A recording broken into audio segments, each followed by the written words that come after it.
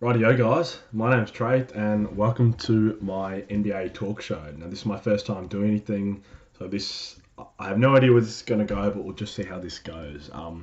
Anyway, welcome, thanks for tuning in, hopefully you guys enjoy this and we'll see how this goes. First thing I'll be discussing today is my early NBA finals favourites. So I basically selected two from each conference, so two from the Western Conference and two from the Eastern Conference, and then also some dark horses for who I think I could, who could jump out unexpectedly. Now, I will start with the Western Conference because I do believe the Western Conference is where you have the most competition, and you've got so many teams in the Western Conference who really could be competing. Obviously, starting at the top, you have my top two picks. You have the returning, who just went to the NBA, Phoenix Suns. I mean, the Phoenix Suns, obviously, they're a pretty easy choice. They did just go to the NBA Finals. Some might say they got there because of an injured sort of pathway there, because obviously the Lakers in the first round, Davis went out after game two. LeBron didn't look like his true self. And then even in the second and third round, they sort of escaped lucky, obviously. But still, I think they've proven Chris Paul, Devin Booker, DeAndre Ayton's got more success now and experience.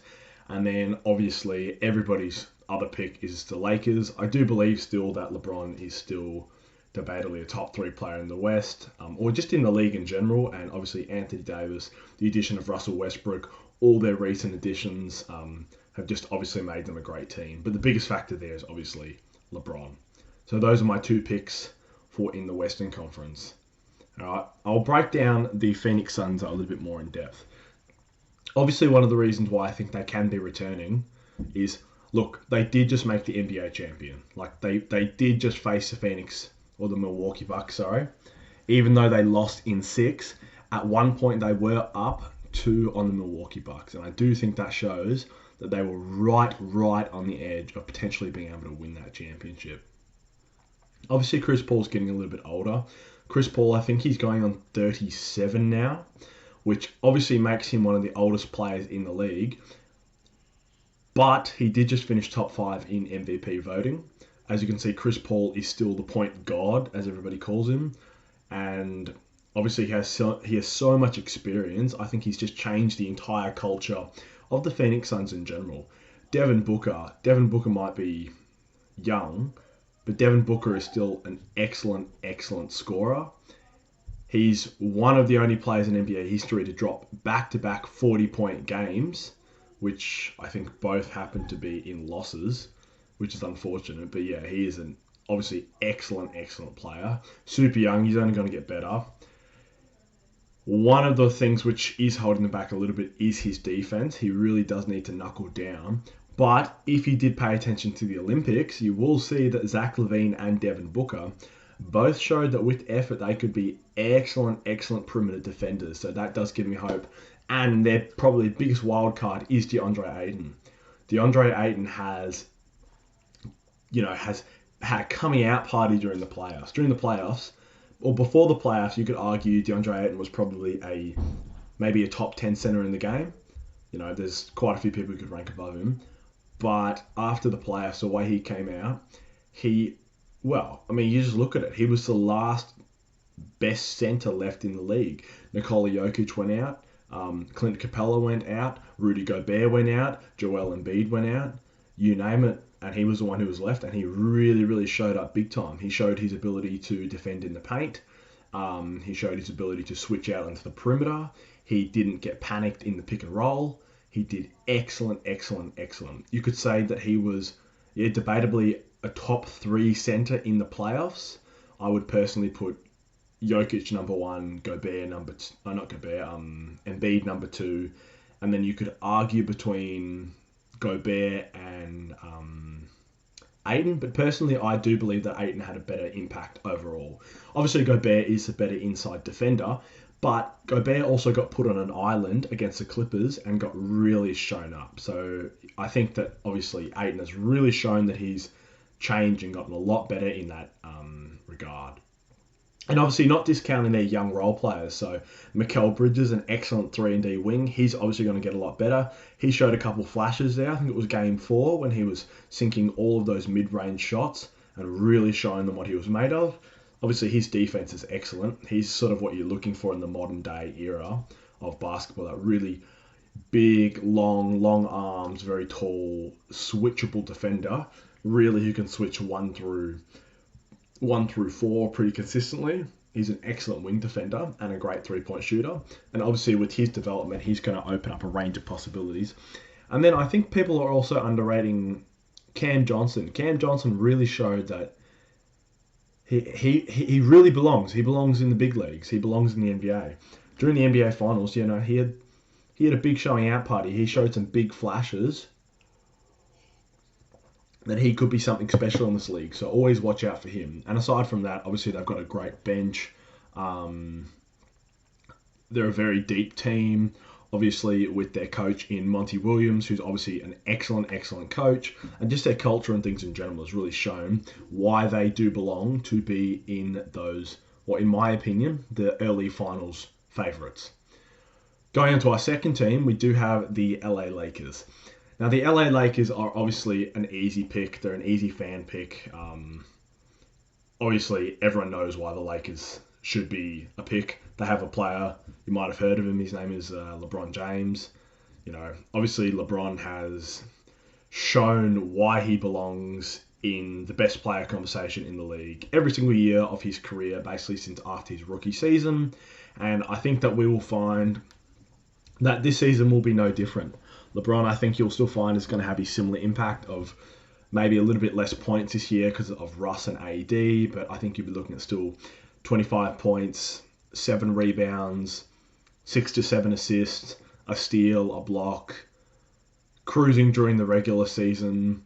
So I wouldn't be surprised if the Lakers do finish, even if they fall down to, say, like a 1 through 4 range, the 1 through 4 seed, wouldn't surprise me. But obviously in the playoffs, we do know LeBron kicks it up. But he's the number one reason. LeBron just brings so much experience, so much skill, and just that ability. Sort of the only really player we've ever seen properly in NBA history who has the ability to just kick it up in the playoffs. He just turns on another gear and goes up, which I think is obviously amazing. And really, we haven't seen anybody like that ever before. And obviously, do I really need to say more? It's LeBron. Second of all, they do have arguably a top 5 player when he's playing at his peak in Anthony Davis. Yes, Anthony Davis did have arguably his worst or second worst season of his career, maybe behind obviously his rookie season. Last year, he did not play up to the role that we expected him to, or the level we expected him to. When you came off the bubble, Anthony Davis was arguably the best player in the whole entire bubble when the Lakers won their championship in the bubble. I almost would have argued that he was more important to the Lakers' title win or success than LeBron was. Just with his mid-range ability, like the mid-range shot for him was just crazy. I think he was shooting in the high 50% from the mid-range during the bubble run, which is just crazy because it opens up the game so much. And Anthony Davis is, when he's really locked in and fully on board, he's arguably one of the best defenders in the entire league. Like, I would have to put him up there with Giannis's ability to defend. He's switchy and he can switch. Well, arguably 1 through 5, but definitely the 3, 4, 5 position exceptionally well. So, and obviously can't forget the additions they've made during the offseason. Russell Westbrook is a huge one. Like, LeBron being the age he is does need to rest a little bit. And bringing in a secondary ball handler in Russell Westbrook really should change the game for them. I, as well as a lot of people, have a lot of concerns about floor spacing. If you've got a starting lineup of Russell Westbrook, LeBron James, Anthony Davis, and role players, between the three of them, that is not a lot of good 3-point shooting. But, once again, it is LeBron James, so I do believe they'll make it work. And plus, Russell Westbrook, he doesn't normally play with a player of LeBron's caliber. Yes, he's played with Durant. Yes, he's played with Paul George. Yes, he's played with, well, not quite the same level, but even James Harden on the Rockets. But none of those players are quite the level of LeBron. And as we know, LeBron is the system. So I do believe Russ will adapt to that. And you'll still get the same Russ antics you get all the time. You'll still have bad shots from three at the end of the shot clock. You'll still get, occasionally Russ ball hogging or going for rebounds that he doesn't need to go for. But I think you'll find that Russ will have a more efficient season this year than he's had in a long time. I do think the start of the season for the Lakers will be rough, but I do think you'll find by the end of the season that they will have worked it out. And not to discount their off season. Obviously, they did lose Kuzma and Montrezl Harrell and KCP, but don't forget the additions they've made. They just signed Rajon Rondo. We're not quite sure what the go is with Marc Gasol. I do believe he's supposed to be returning, but I've also heard a couple of rumours saying that he's pretty unhappy or he might be going back overseas or to another team. I'm not sure, but obviously he's a great player, and they're just very deep. Even some young players.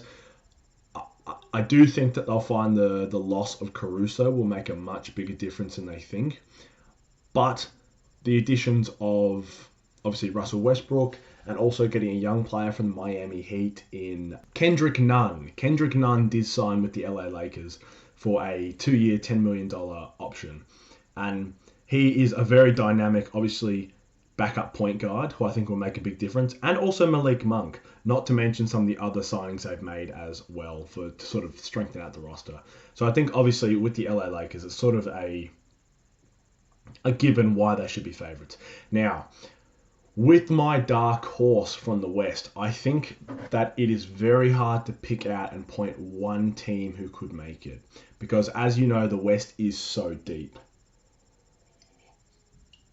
The West has got so many teams who could make it. Obviously, I've mentioned the Lakers and the Suns, but not to mention the Clippers, the Nuggets, the Jazz, even the Dallas Mavericks potentially. And you never know what some of these up-and-coming teams like New Orleans or even Memphis might do.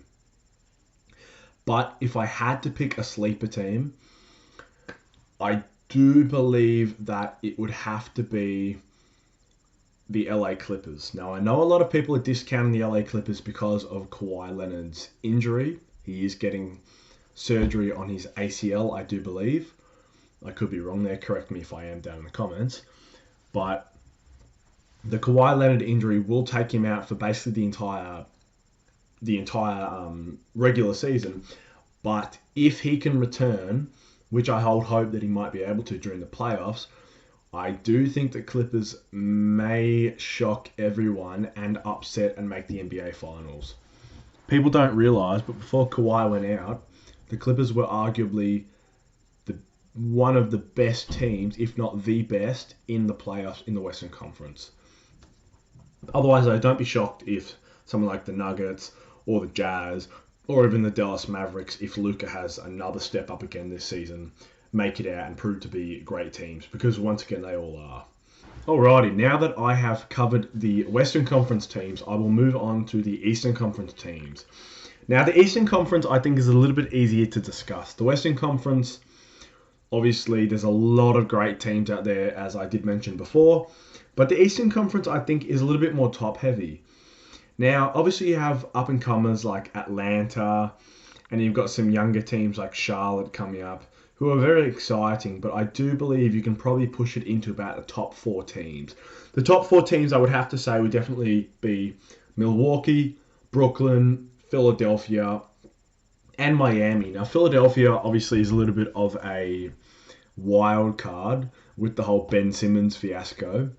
Depending on where he gets traded, if he gets traded, who for, what happens, that will make a big difference to these predictions in the future.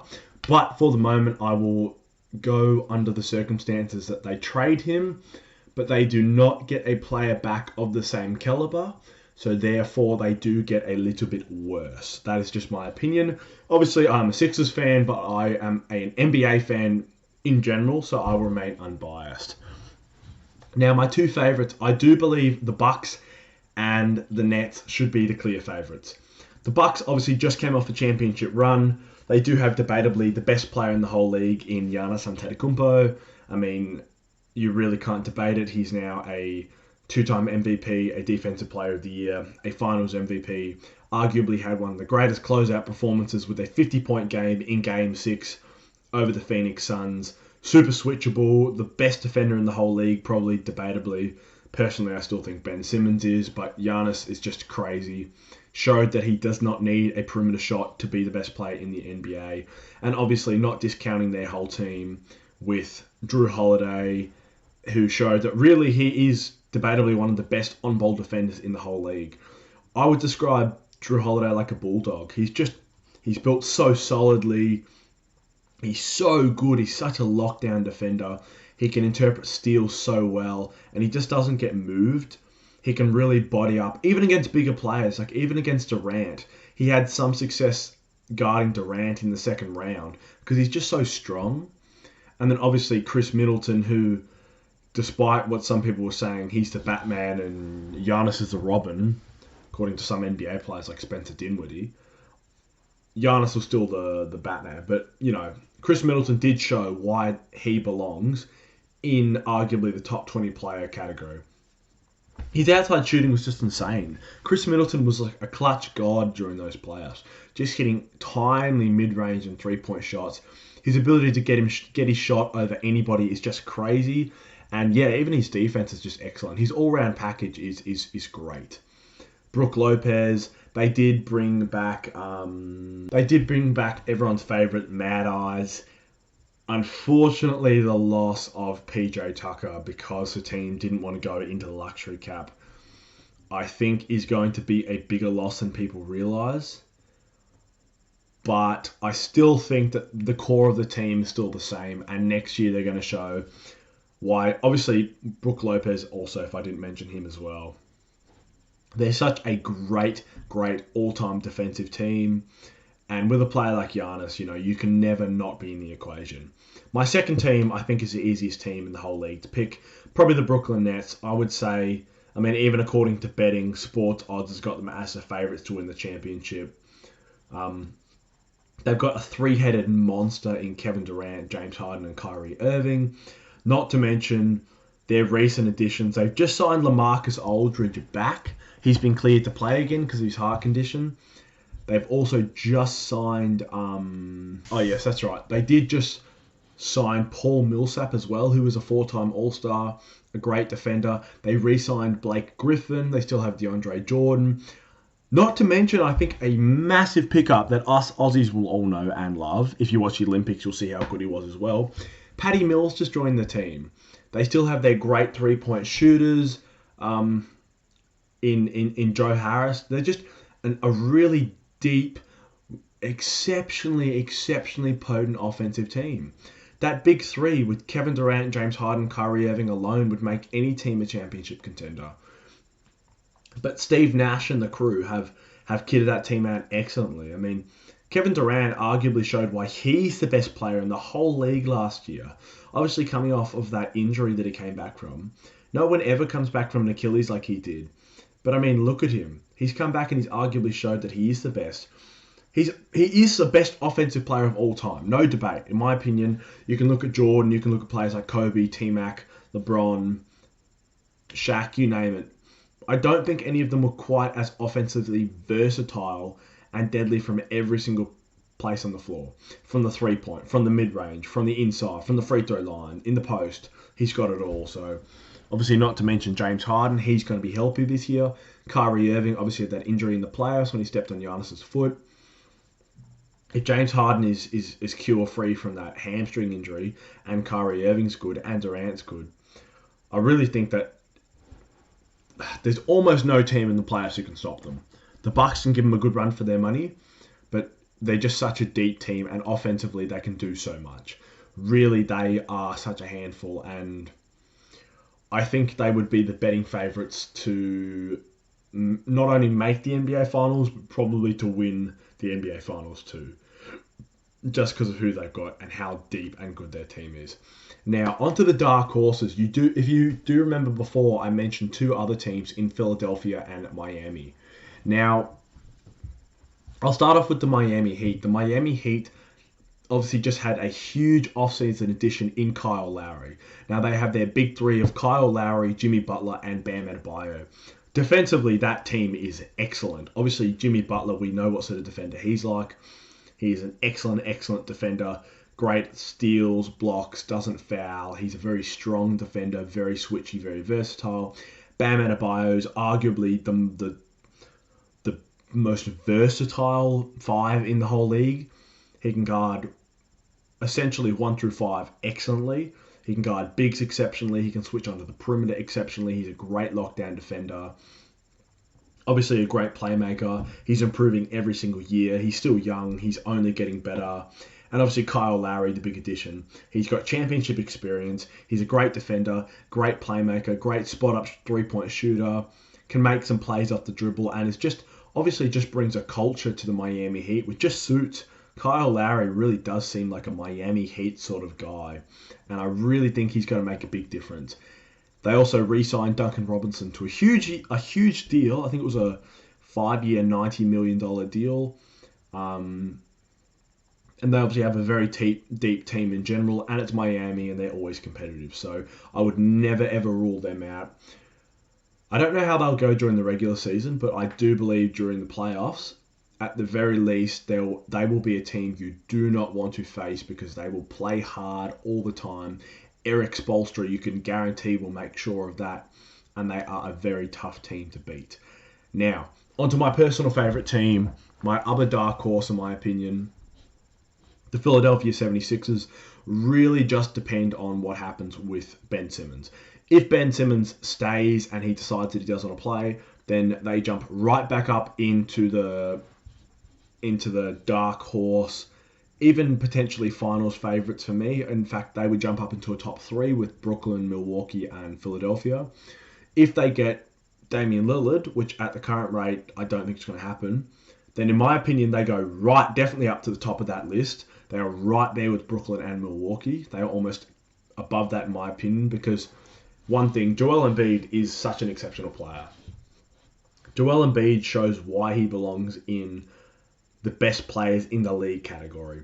Joel Embiid, in my opinion, is the best center in the league. No offense to Nikola Jokic. Nikola Jokic is an excellent playmaker. Offensively, he's super gifted. But Joel Embiid is a modern-day Hakeem Olajuwon.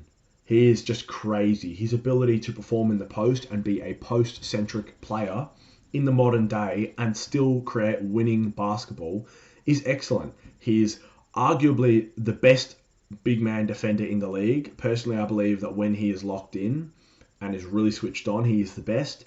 He is an excellent rebounder. His playmaking has increased. His playmaking out of the double, which used to be a weakness for him, has now become a strength. If you watch during the playoffs, I think that his assist to turnover ratio was almost 2 or 3 to 1 during the playoffs. You might want to check that. That could be wrong, but he was an excellent player, and he is an excellent player. And even just in general, his 3-point shooting, he almost made the 50-40-90 season, and I think people forget that.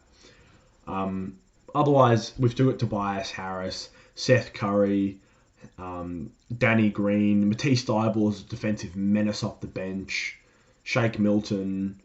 Always looking forward to another year of Tyrese Maxey. So yeah, you name it. It just depends. But I think that they do have the potential to be right back up there. It always just depends, though, on the trade with Ben Simmons. It's sort of all what it hinges on. So yeah, that sort of summarizes, though, my picks. So as I said, in the Western Conference, the 2 teams were the Phoenix Suns, the LA Lakers, and my dark horse out of all the other teams, I would say have to be the LA Clippers. And for the Eastern Conference, my top 2 would definitely be Brooklyn and Milwaukee. And my dark horse, I'd probably say Miami I favour a little bit more, but also Philadelphia is right up there as well. Now, this is not to take away from any of the other teams in the league. There is a lot of great teams in the league. And look, we could be completely shocked. These are just my pre-season personal favourites to make the NBA Finals. If I had to bet on any of these teams, it would be on one of those 4 teams or those dark horse teams that I did list. Otherwise, that's about it for me. Leave down in the comments if you'd like to talk about anything or let me know how you thought. Otherwise, that's about it. I'll leave you guys next time and talk to you next time. Peace out.